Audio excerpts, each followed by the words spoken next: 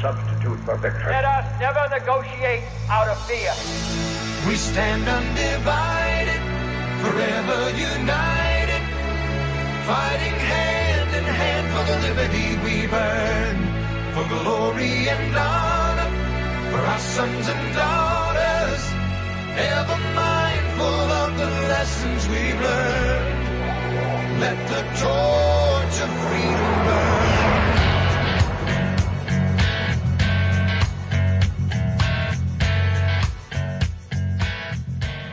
Welcome to the intersection of faith and politics. This is WallBuilders Live. Thanks for joining us today. You've joined us on a Friday, which means it's Good News Friday. It's a chance for us to bring you some good news from around the nation, sometimes around the world, in a way of encouraging you and, frankly, encouraging us as well to know that when we get involved, we can make a difference. I'm Rick Green here with Tim Barton and David Barton. Guys, I know you guys have a lot of great stuff to share for us today. How do you want to start out Good News Friday this time? Let's start with the Supreme Court. This is not necessarily recent news, happened a few weeks back, but what we had was the Supreme Court did rule that it's actually constitutional to do what the Founding Fathers did for a number of years after they wrote the Constitution, and that is to have public prayers. So that's the good news, is that we won this case, and there's a lot of repercussions from this. It was called Town of Greece versus Galloway, and that was in New York, where the courts up there had said, no, you can't have public prayers because some of the people are actually using Jesus' name when they pray.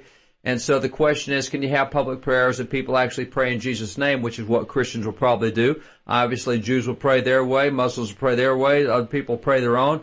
But it was a question of whether the government can tell you what your words have to be in a prayer. And so what happened was we won that case, and it was a very close case. It should not have been a 5-4, but it was. But what I want to get into is some of the polling that came with that case.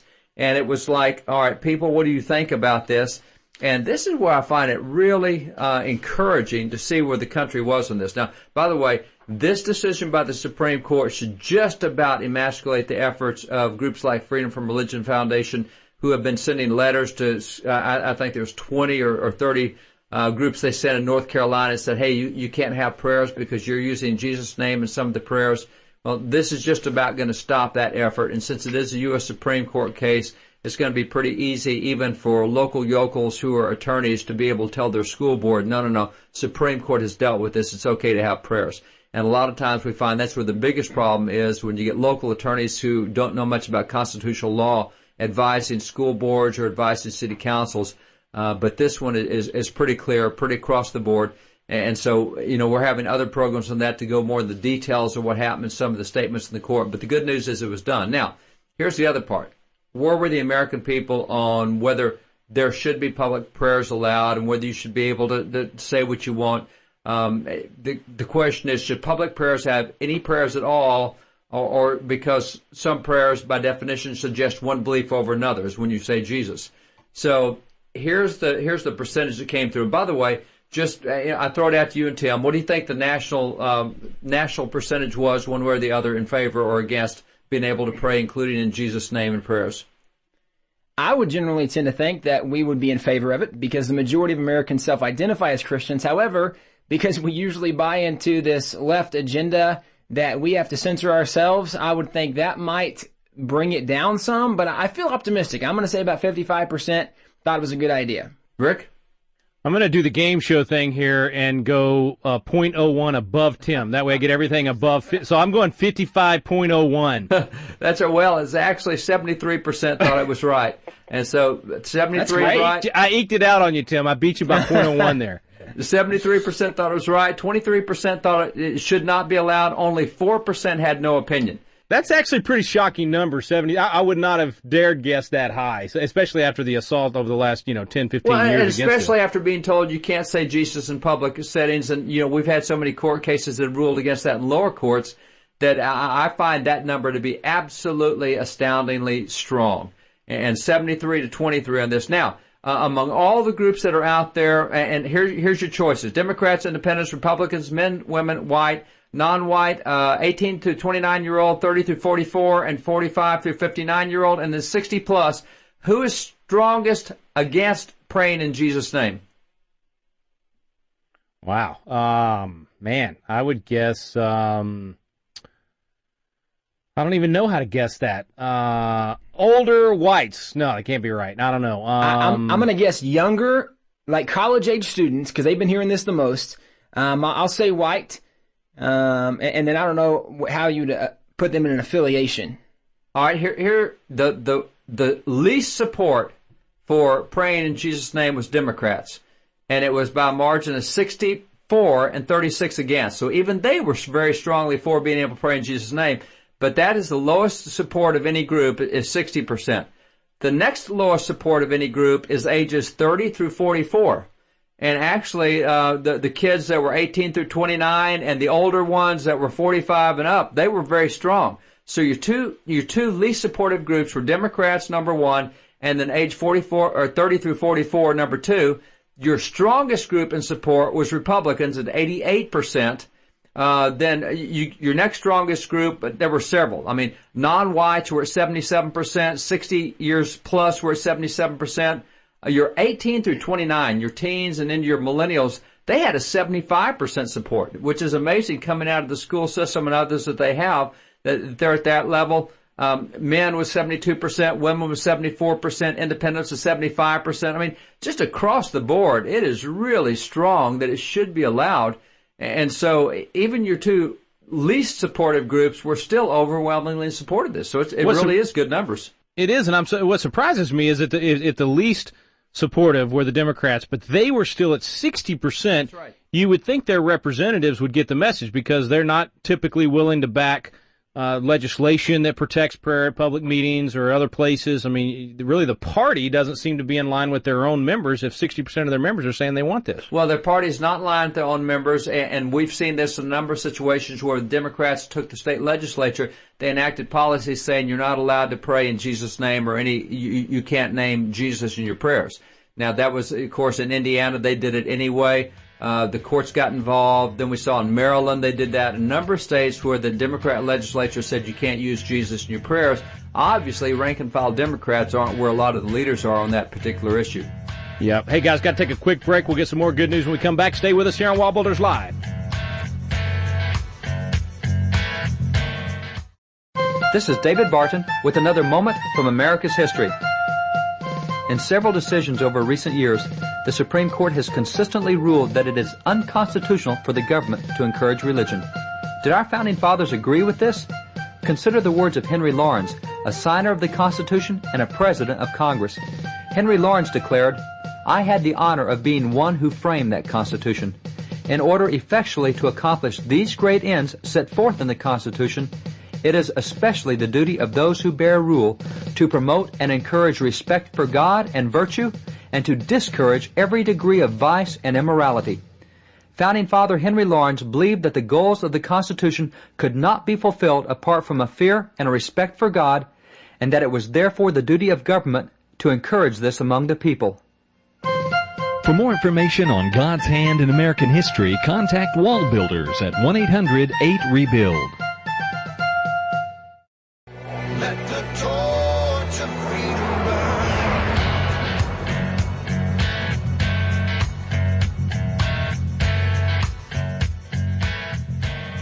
Welcome back. Thanks for staying with us here on WallBuilders Live. It's Good News Friday, bringing you some good news from across the nation.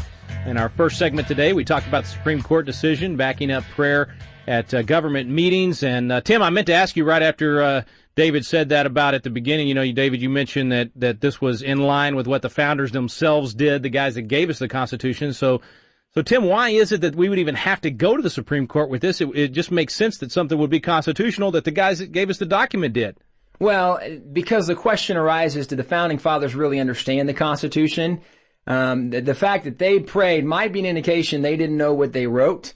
So we really have to go back and try to reinterpret what they were thinking when they wrote the document. That's the only reason we could have a question, is maybe the Founding Fathers were confused. So if we can put ourselves in their train of thinking, maybe we can I'm obviously being facetious. It's what the U.S. Supreme Court said in one of their rulings when they were dealing with prayer at one point, and they said, well, when the Founding Fathers violated the separation of church and state, it just goes to show they didn't know the Constitution. Well, yep.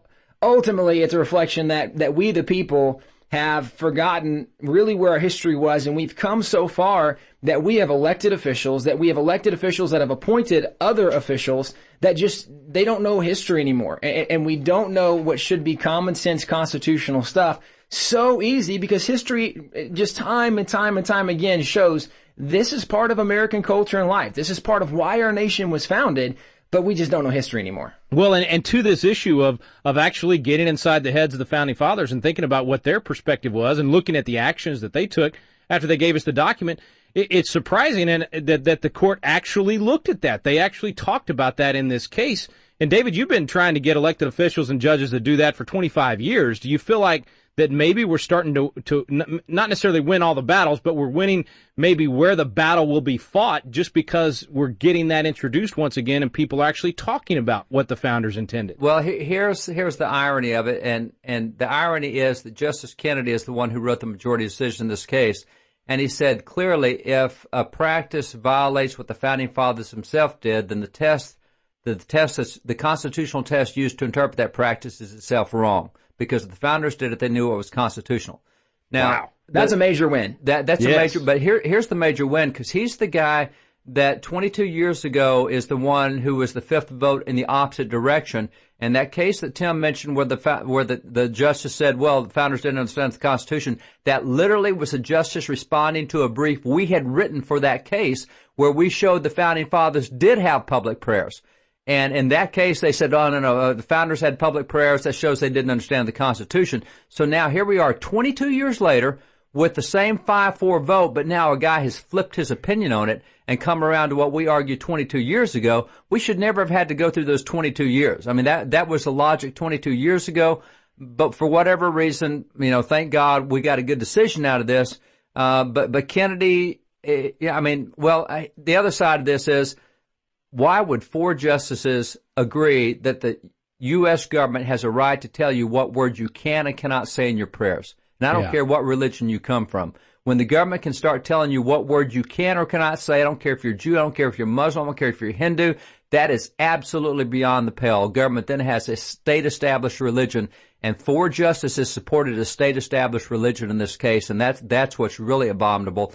But the guy who made the difference is the guy that 22 years ago was on the wrong side of this and wrote the decision that we fought for 22 years, and now it's gone the other way. So that's the good news as well. And it could have an impact for 22 years. This could kind of be the new precedent that now all these other courts will be quoting this case and beginning to look to the Founding Fathers and look to the original intent. A huge, huge win. I mean, virtually every battle we have with regard to preserving the Constitution and restoring our constitutional republic comes back to original intent, the title of your book, David. And so if the court now, if the lower courts can now look to this case from the Supreme Court and that language that Tim just cited from Kennedy, man, this could be huge, not just in public prayer, but in all these other areas as well, if we're finally going to introduce original intent. Well, we already saw that in the last 2 court cases on the Second Amendment. Founding Fathers got back into it. We saw that on the court's 2 decisions in free speech and campaign finance reform. Careful. You're going to actually get me excited because it's starting to sound like a trend, not just one case. Well, the trend is that it's 5-4. So it's a trend of going back to the Founding Fathers, but that still is tenuous. But instead of, 20 years ago, Chief Justice Rehnquist was the only guy who cited the Founding Fathers to any degree. And now you got Rehnquist, now you got Thomas, now you got Scalia. Now you've got Alito and Roberts and Kennedy, even of all people. So it is headed in a much more favorable direction over the last 2 decades. It's 5-4, which is not where it needs to be. But one appointment could change it. That's right. One appointment could change it. One appointment could change this one way or the other. But 5-4 is a heck of a lot better to 8-0 or 8-1 on the wrong direction. Yeah, no doubt. Got to take another break, guys. We'll be right back with more good news here on WallBuilders Live.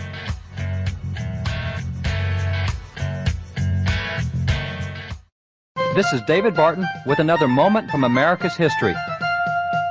In the case Abingdon versus Shemp, the Supreme Court ruled that the Bible could no longer be an independent textbook in public school curriculum. Would our Founding Fathers have agreed? Benjamin Rush certainly would have disagreed. Benjamin Rush was a signer of the Declaration of Independence, and he was a leading educator of the day. In fact, he was the first Founding Father to call for free public schools. Benjamin Rush declared, "The great enemy of the salvation of man, in my opinion, never invented a more effective means of extinguishing Christianity from the world than by persuading mankind that it was improper to read the Bible at schools. The Bible should be read in our schools in preference to all other books." In the view of Founding Father Benjamin Rush, the Bible was the textbook of preference for public schools. For more information on God's hand in American history, contact WallBuilders at 1-800-8-REBUILD. Let the torch of freedom burn.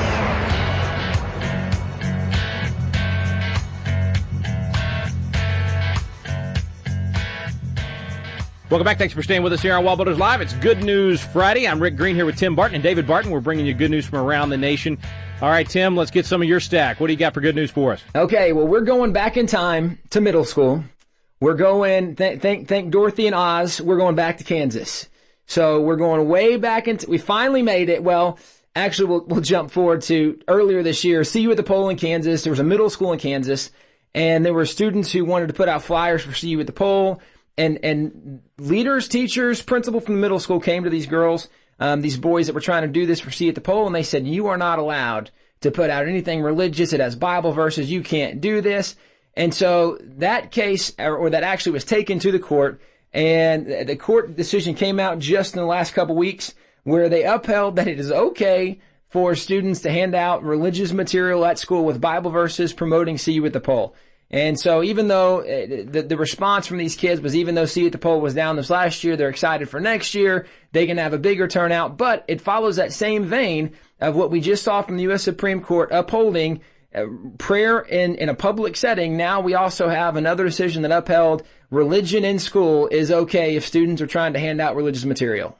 And this is one of those you really got to get the word out on, because haven't we won multiple cases for See You at the Pole, and you know, for these guys to do this after we've already won cases on it obviously it costs the school district money, it costs whoever went in and fought this battle.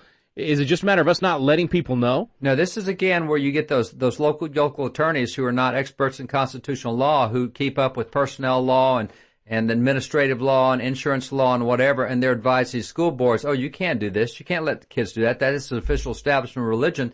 No, we've already been, and now, see, this is a little different because we win See You at the Pole cases because See You at the Pole happens before school happens. So the school can't tell you what you can and can't do before school. But now the question was, well, can you invite people to something that's not a school activity and have Bible verses in it? And of course the answer has been yes for all this time, but nonetheless, that's the nuance of this thing.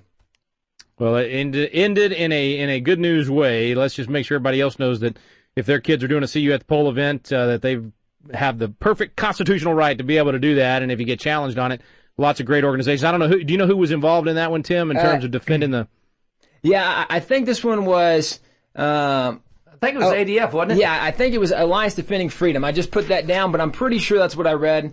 Was right. Alliance Defending Freedom. And by the way, Rick, let me. Yeah, it's Alliance Defending Freedom. Let me dovetail on that too, because as important as it is for us, we the people, to be informed constituents, to know so we can help promote this, it really has to come down to us understanding the fact that even though we live in an information-saturated culture, there's not a lot of knowledge for most people.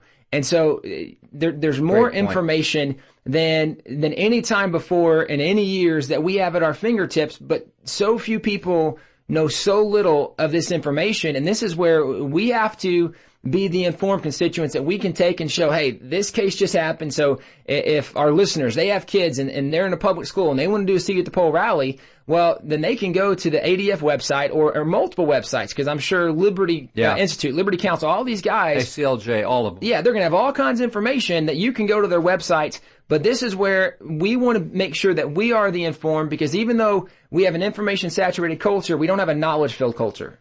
Man, that's a great distinction, and it's one of the things that really is a blessing to even for us to get to do this program and get it to so many people across the country. And at our website, wallbuilderslive.com, you get in our archive section where we interview a lot of these attorneys with these different groups. We've got links to all their different organizations. There's no shortage of Christian attorneys out there that understand this. Like you were saying, David, they're not the local yokels that only do personnel law and that kind of thing and don't understand our First Amendment law. They're the guys that have actually gone and gotten trained on these things. So they're ready, and they know how to win these battles, and we win them when we fight them.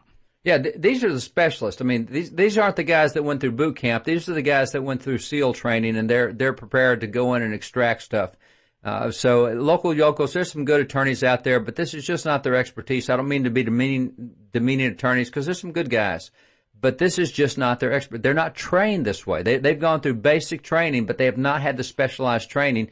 And that's where when you get into these kind of areas, you want those who have specialized training, who are trained for this. And that's why their success rate is so stinking high. We've covered that in previous programs. Was it 99% or higher for all of these groups when you add together what they've done in the last 10 years? Their winning rate is unbelievable. Yeah, it's off the charts. Got to take one more break, guys. We'll get some more good news when we come back. Stay with us, friends, right here on WallBuilders Live.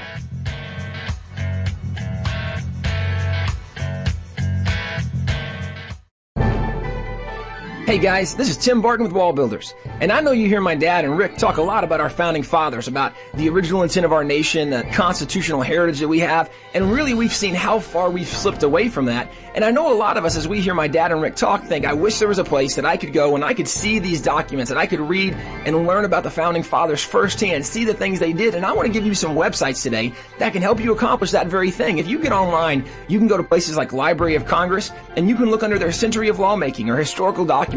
You can go to the Avalon Project, to the Founders Constitution, to Google Books, or even the Internet Archives, or you can just go to WallBuilders' website. We have a section for our library, and under that section we have different subgroups for historical documents, historical writings, even a place where you can get helpful links to find out more information about other websites where you can do research for yourself and find the truth for yourself. Friends, this is a time that we need to know who we are and where we came from. WallBuilders.com is a great place to go. Let the torch of freedom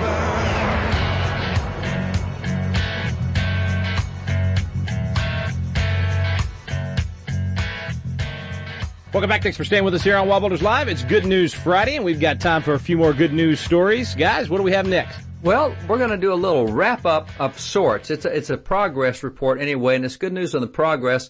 We've had the issue with Justina Pelletier several times on the program. Talked to Matt Staver and others about what's happened, where Massachusetts, their child welfare department has kidnapped this kid from the parents and has kept the parents from seeing the kid. They get 1 hour supervised visit a week, etc. And this kid in that period of time has just gone through the floor on her health. They say, well, her health problems are all in her head. Well, no, they weren't. She was at Tufts Children's Hospital being treated very successfully. But here this brand new guy that's been out of medical school for about 7 months overrules all the family doctors and gets the Child Protective Services in it, and they take this kid away from the parents. So after having Matt and so many others going on and publicizing this nationally, we've done several programs on it. Fox has done it. Glenn Beck has done all of these national programs.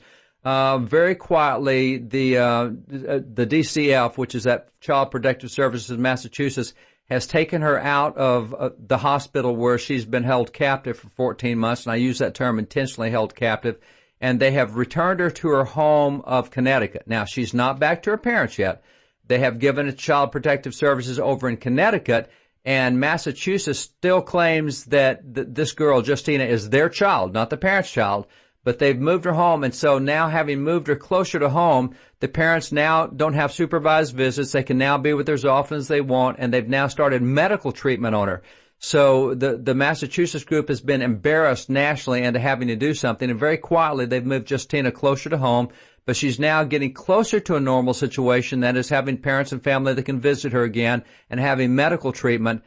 She still needs to be back with her parents, but the good news is that the public exposure, sunlight, is still the best disinfectant, and that has embarrassed the governor there, Governor Duvall, who has had to make some steps and put his finger down and start pushing the child protective kidnappers to do some things. And again, I use that word intentionally because of the way this is played out, but it is good news that Justina is now much closer to home. Well, that's great news, and hopefully it's a shot across the bow warning, really, in other states to not go the route that Massachusetts has gone. We've been working hard on trying to get legislation passed all across the country to help prevent it from happening, but great news that we finally get a happy ending to the story. Yeah, it is great news. Well, it's not a happy ending yet. She's still got to get home and get out from under any of that other stuff back where her previous relationship was, but she's a step closer. She is now no longer in captivity as she had been for those 14 months. Yeah, huge step. All right, guys, got time for one more. What do we got? Well, we have yet another survey, another study that reveals that abortion multiplies women's breast cancer risk this study says by 2.8 times. And it's so that's amazing. A 280% increase of likelihood of breast cancer if you have abortions. Right. Yeah. And it's amazing how these studies keep coming out and coming out and coming out. And you think about Planned Parenthood is a group that does this, and they're one of the leading charges of, these breast cancer awareness things and these pink things and all the stuff that's going on. Planned Parenthood works with all of it, where the reality is they're also the ones that advocate for abortion the most. And so they are hurting themselves in this argument, saying, well, abortion doesn't really matter. No, yet another study has shown that this is detrimental to the woman's health by just simply increasing this risk for breast cancer. That's like tobacco companies being on board to fight cancer, to fight mouth cancer and lung cancer. And it makes no sense because they're the ones who are creating so much of it. And so here they are doing it. And, for those on the other side, the left likes to say, well, science, you guys on the right, you deny science, you deny global warming. Well, how do you guys on the left deny the science of increased risk of breast cancer? And the numbers have always been anywhere from 250 to 500% to 600% on some studies. But the percentages are huge. And for them to say, oh no, abortion doesn't harm women. This is health for women. No, it's not health for women. And Tim's exactly right. I mean, this is another good piece of science news on our side, but we just got to get the other guys to like science. They accuse us of not liking it. Well, the shoe's on the other foot now. And convince those large foundations that try to find a cure to cancer to stop giving to Planned Parenthood and other pro-abortion That's right. Absolutely. organizations. Well, lots of great news. Thank you guys for all the good news. Thank you for listening. You've been listening to WallBuilders Live. We stand undivided, forever united.